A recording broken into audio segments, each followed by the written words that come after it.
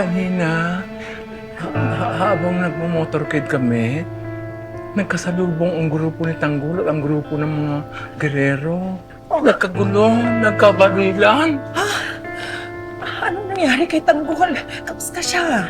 Ligtas naman si Tanggol. Kaya lang, Dinding. Sabi ni Chairman, Ano?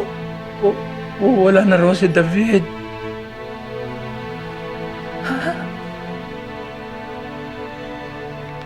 Roda, nagbibiro ka ba? Hindi totoo ang sinasabi ko. Nakita ko ang bangkay na David malapit doon sa building kung saan nagkita yung dalawang grupo at Sinong gumawa nito?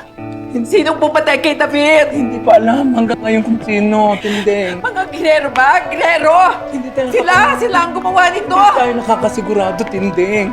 Alam mo naman ang apo mo, may katarantaduhan. Baka binalikan at siningil.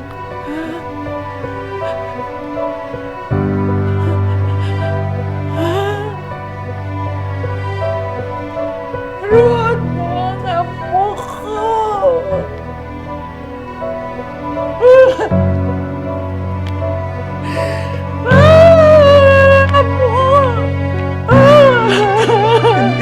Tindeng, I'm sorry, Tindeng. Sorry, Tindeng. Marama na po.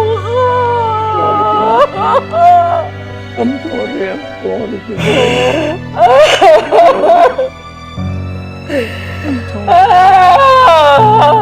Tindeng. I'm sorry.